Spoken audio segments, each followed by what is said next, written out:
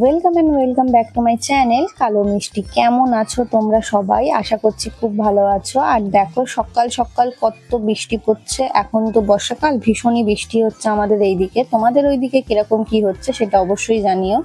আর বৃষ্টি পড়লেই কিন্তু আমার মা এরকম জল ভরতে রেখে দেয়। আর দেখো সকাল সকাল পোকো ঘুম থেকে উঠে এখান থেকে বৃষ্টি দেখছে। শুধু এখান থেকে না, কিন্তু বাইরে গিয়ে কিন্তু একটু একটু ভিজেও আসে ও। বৃষ্টির সময় এটাই ওর কাজ হয়ে যায়, একটুখানি জানলা দিয়ে বৃষ্টি দেখে আর বাইরে গিয়ে মাঝে মাঝেই ভিজে আসে। তারপর আর কি, রোজকার যা আমার রুটিন তাই করছিলাম। আর এই দেখো আমি সকাল সকাল কি খাই। এটা কি বলো তো, যেটা বুঝতে পারছো রক্ত রক্ত মতন লাগছে, এটা কিন্তু রক্ত না, এটা কিন্তু কাঁচা বিটের রস, যেটা এখন আমি ডেলি খাওয়ার চেষ্টা করছি। আর তার সাথে কিন্তু কিশমিশ, ছোলা ভেজানো, যেটা আমি এখন প্রত্যেক দিনই প্রায় খাই। আর দেখো খেতে খেতে কিন্তু পোকোকে একটু আদর করে নিচ্ছিলাম। আর তার সাথে কিন্তু আমি খেজুরও খাই। খেজুরটা খাওয়া কিন্তু খুবই ভালো, বিটের রস, মানে আমি যা যা খাই আর কি, যেগুলো খাচ্ছি হেলথের জন্য কিন্তু ভীষণ উপকারী। আর দেখো খেতে খেতে এরকম বৃষ্টি ভেজা সকাল দেখছি। এই যে জায়গাগুলো দেখছো না, নতুন নতুন বাড়ি হচ্ছে, এখানে কিন্তু আগে আমাদের এখানে চাষ হতো। আর এখন কিন্তু প্রায় সব জায়গায় বিক্রি হয়ে বাড়ি হতে শুরু করে দিয়েছে। সেটা আমাদের ওইখানেও হচ্ছে। তো নিচে নেমে দেখি যে এত এত কিন্তু ইলিশ মাছ আমাদের রান্না হবে বলে কাটাকুটি হচ্ছে। আর এখানে জয়ন্তী মাসি সবুজ চুরি দেখাচ্ছে, পড়েছিল বলে শ্রাবণ মাসের জন্য। অনেক মাছ রান্না মানে কাটাকুটি হচ্ছে, কারণ একটা স্পেশাল অকেশন আছে। কি অকেশন জানো তো? এই যে পাগলা যাকে দেখছো তোমরা কাঁধে উঠেছে, তার আজকে জন্মদিন। এইদিকে কিন্তু আমি স্নান ধান করে একদম রেডি হয়ে গিয়েছি, বেরোবো একটু বাইরে। বাইরে হালকা হালকা এখনো বৃষ্টি পড়ছে, যাব একটু পুজো দিতে। তার জন্য দেখো একটা গোলাপ কিনেছি, এটা কিন্তু আজকে শিব ঠাকুরকে দেব।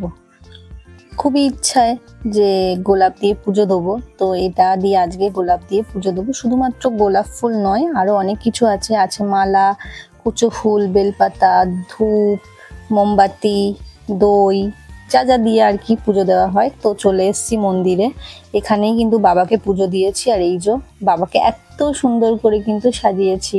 শুধু আমি না, আমার সাথে আরেকজনও ছিল, সেও সাজিয়েছে। মেনলি সেই পুজো করেছে, আমি তার সাথে আর কি ছিলাম। আর এই যে আমি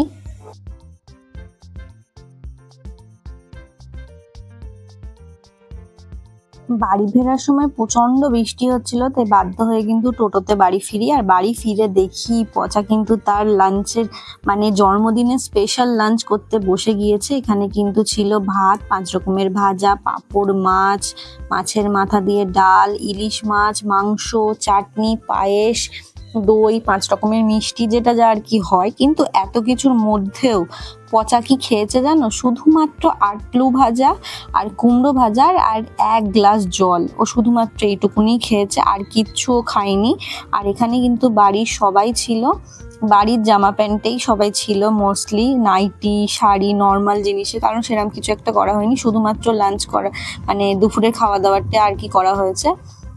আর খেতে খেতে দেখছো ওকে খাওয়ানো হচ্ছে বলে ও ওয়াক টানছে, মানে ও তো খুবই ছোট মানুষ, কি করে খাবে এত কিছু। ও কিন্তু সবে 2 বছরে পূর্ণ করে 3 বছরে পড়েছে। তোমরা ওকে একটু হ্যাপি বার্থডে জানিয়ে দিও আর আশীর্বাদ করে দিও। এখানে কিন্তু আমি দেখাচ্ছিলাম কি কি হয়েছে।